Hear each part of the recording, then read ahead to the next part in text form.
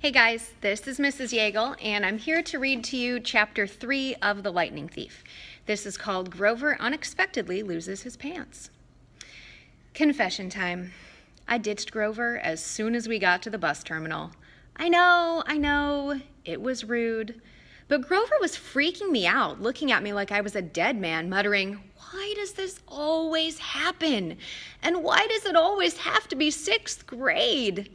Whenever he got upset, Grover's bladder acted up, so I wasn't surprised when, as soon as we got off the bus, he made me promise to wait for him and then made a beeline for the restroom. Instead of waiting, I got my suitcase, slipped outside, and caught the first taxi uptown. East 104th and 1st, I told the driver. A word about my mother before you meet her. Her name is Sally Jackson, and she's the best person in the world, which just proves my theory that the best people have the rottenest luck. Her own parents died in a plane crash when she was 5, and she was raised by an uncle who didn't care much about her. She wanted to be a novelist, so she spent high school working to save enough money for a college with a good creative writing program. Then her uncle got cancer, and she had to quit school her senior year to take care of him. After he died, she was left with no money, no family, and no diploma. The only good break she ever got was meeting my dad.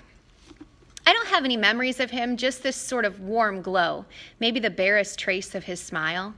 My mom doesn't like to talk about him because it makes her sad. She has no pictures. See, they weren't married. She told me he was rich and important, and their relationship was a secret.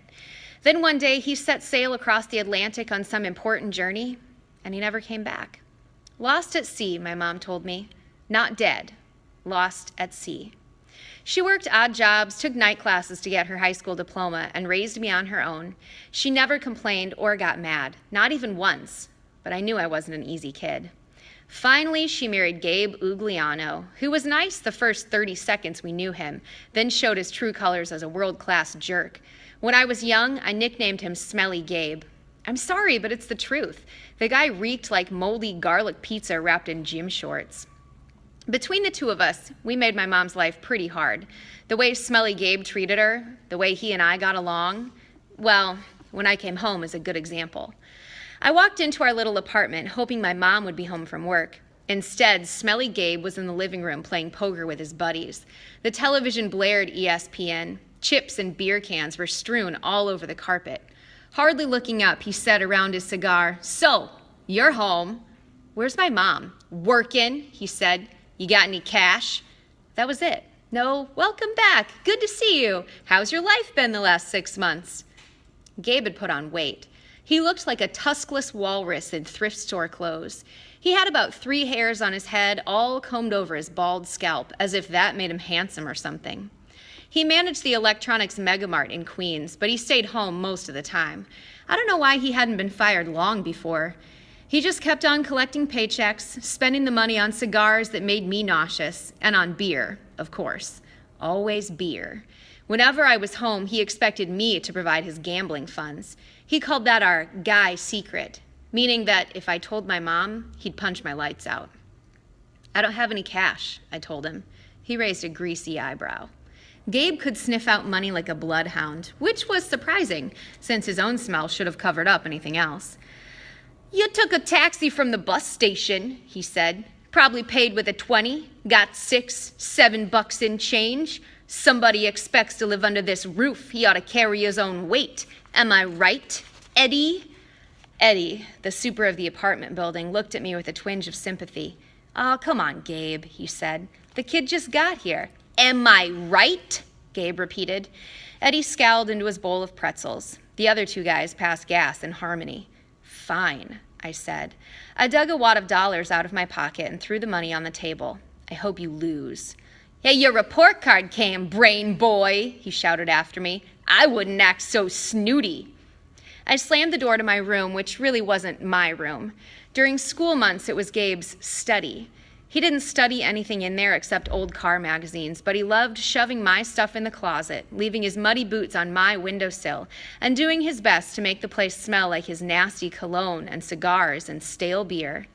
I dropped my suitcase on the bed. Home, sweet home. Gabe's smell was almost worse than the nightmares about Mrs. Dodds or the sound of that old fruit lady's shears snipping the yarn. But as soon as I thought that, my legs felt weak. I remembered Grover's look of panic, how he'd made me promise I wouldn't go home without him. A sudden chill rolled through me. I felt like something was looking for me right now, maybe pounding its way up the stairs, growing long, horrible talons.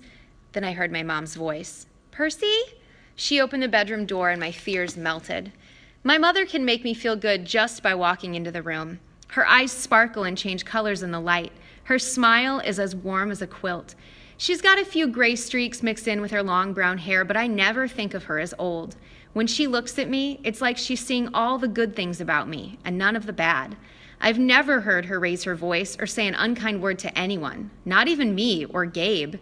"Oh, Percy," she hugged me tight. "I can't believe it. You've grown since Christmas." Her red, white, and blue Sweet on America uniform smelled like the best things in the world. Chocolate, licorice, and all the other stuff she sold at the candy shop in Grand Central. She'd brought me a huge bag of free samples, the way she always did when I came home. We sat together on the edge of the bed. While I attacked the blueberry sour strings, she ran her hand through my hair and demanded to know everything I hadn't put in my letters. She didn't mention anything about me getting expelled. She didn't seem to care about that. But was I okay? Was her little boy doing all right? I told her she was smothering me and to lay off and all that, but secretly,